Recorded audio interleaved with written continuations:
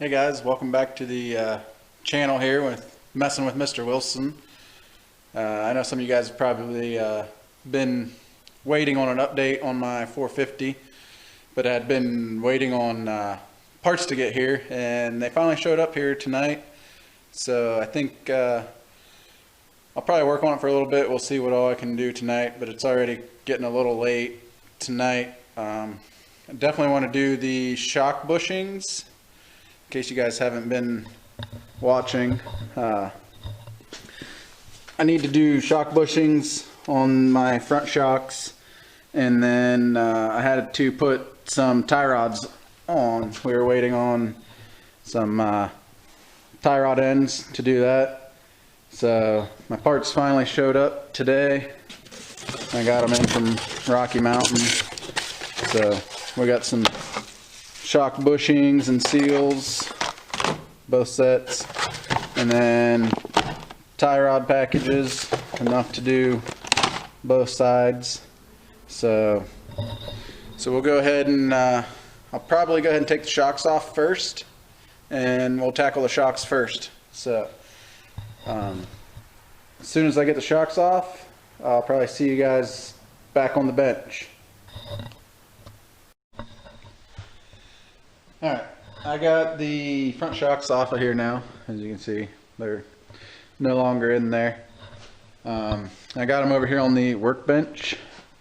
Don't mind the mess, but a couple of tools you're going to need is a hammer, and then a socket that kind of fits the bearing, not too tight because it'll get stuck in the shock housing, and like I said, a screwdriver just to pry the seals out. So the first thing you're going to want to do is shove this little spacer or bushing out of here. So, trying to do that one-handed. Alright,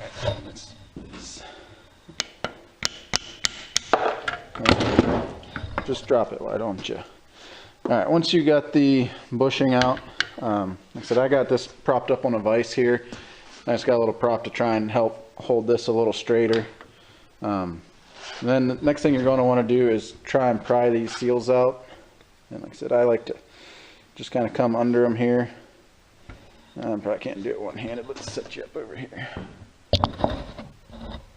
So I like to come under here like this and try and give these a little bit of a pry. They normally come out fairly easy, but these ones have been in there for a while. So, well, maybe that one don't want to. Let's try the other side. There we go. Yeah, that one come out of there, and then we can just knock the other one through. So we'll set this here, and I like to adjust my vise so that it's just kind of hitting here on the outside edges of this, and then I normally take a socket, and of course one that fits these bearings and fits in there. You got a little bit of play there, and seems to be this one here is a 5/8, and that seems to be the one that fits the best in there. And basically all you're going to do is prop this up here and take a hammer and knock that bearing out. So we'll go ahead and knock that one out.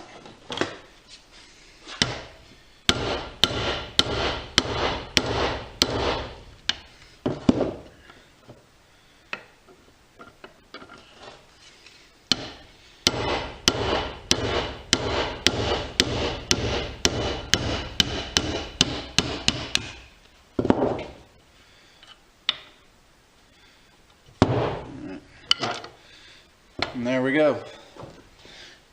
Got the bearing knocked out. It's pretty much that simple. Like I said, we got the shock all empty in there now, so we can just pretty much put the new bearings and seals in. So I'll just set it back up on there. And I got one of the new bearings right here. And these bearings, they kind of have a smaller side and then a bigger flat side. And I like to tap on this larger side, gives you a little bit more room. And like I said, this same 5/8 socket fits on there pretty good. So we'll just use that to tap it down in there, and then you just kind of try and get it centered in the shock.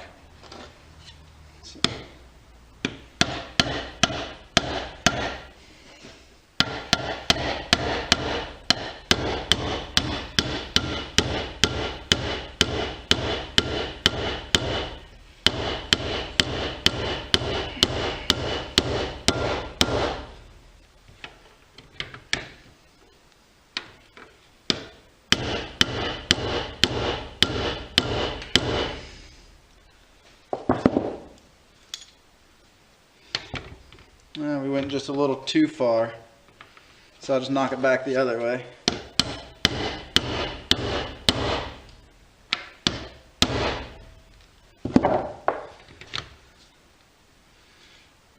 Alright, that looks pretty close, maybe just a little bit.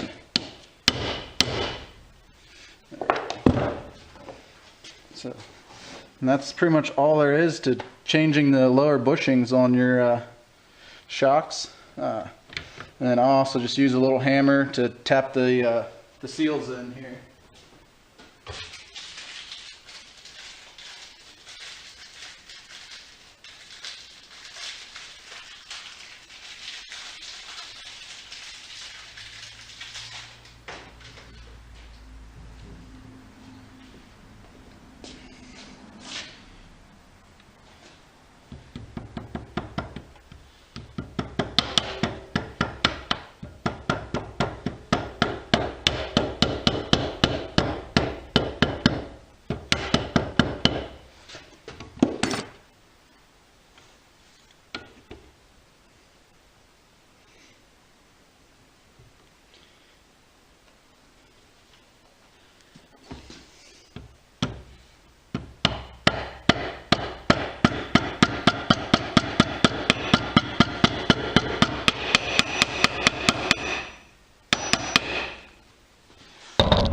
There we go.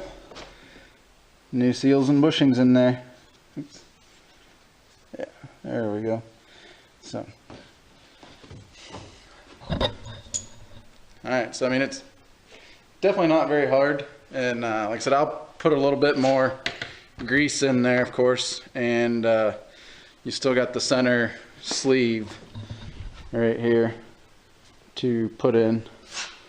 But like I said, it'll just slide in there, and that's pretty much it. So I'll go ahead and get the other side done and get these shocks back on there. So I'll check back with you in a few.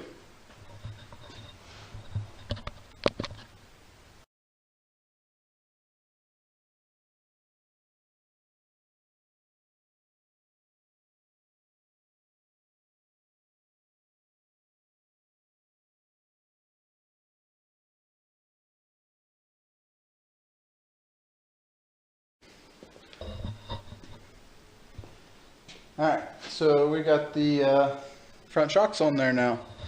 So you can see they're on there. And like I say, you want to definitely make sure your reservoirs are pointed towards the back and your adjuster knob is pointed out. It's kind of hard to make adjustments if they're on there backwards. But you can see we got good bushings in there now on both sides. So shouldn't have any play in there. So there we go. We got the shock bushings and stuff rebuilt.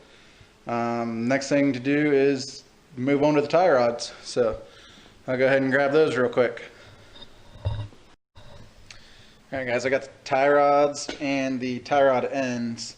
And in these packages, you'll see that there's actually a left hand and a right hand. And that's not the left side and the right side. Basically, what that is one's a left-hand thread and the other's a right-hand thread, because on your tie rod, in order to spin both in or out when you're turning the rod, one has to be the opposite thread of the other. Because I mean, if they were the same, when you spin it, one would loosen, one would tighten. So you have to have a right hand and a left hand thread on these tie rods. And there's a couple different ways you can go about putting these on to try and make sure they're centered. I mean, you can measure and make sure you turn them on the same number of turns every time. But what I like to do is I just thread them all the way on. I know I'm going to have to make adjustments whenever they're on the bike anyhow. So if I just thread them all the way on, then I know they're both all the way on. And then whenever I'm turning them out to get my adjustments, then I know I'll have the most amount of threads still engaged on each side that I can whenever I set my toe. So I'm going to go ahead and stick these jam nuts and tie rod ends on.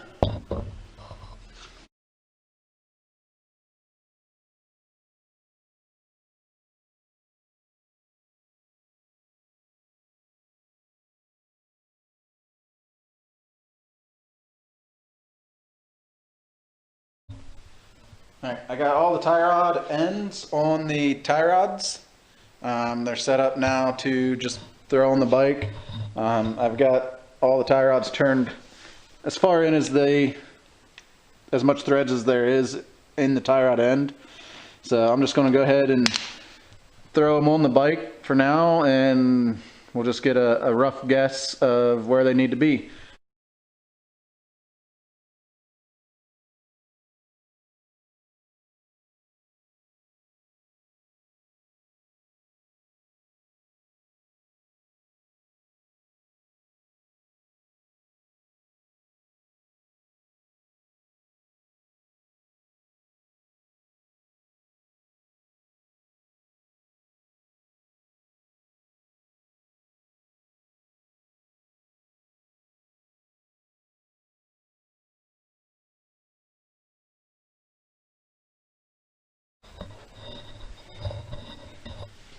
Alright, we got the tie rod ends installed. I took the wheels off because it's a little easier to tighten the castle nuts. You probably could do it without taking the wheels off. First I started to put the tie rods on upside down, and then I realized what I was doing. But you got to make sure your tie rod ends go up through, not down through. I was trying to put them down through, and then I saw that the taper was backwards. So good thing I caught that. But definitely could have probably put them on without taking the wheels off. And as you can see, we are pretty close, almost, on the toe. So, and basically all you got to do is turn the tie rods to adjust to that. I don't know if I'll get to that today. It's getting a little chilly out here tonight. That might be in the next video. I'll show you guys how I set up the toe, camber, caster, ride height. I don't know if it's the right way to do it or not, but it's definitely the way I do it. It seems to work pretty good for me. So maybe we'll show you that in the next video. I think that might be about it for tonight. Once again, thanks guys for watching. Make sure you hit that subscribe button. It definitely helped me grow my channel, and definitely leave me some comments down there if you don't mind. I'd like to know what you guys are thinking, and maybe tell me what I'm doing wrong, and maybe I'm an idiot or whatever. But either way, I like criticism. So, but hope everyone's having a good night, and I'll see you guys in the next video.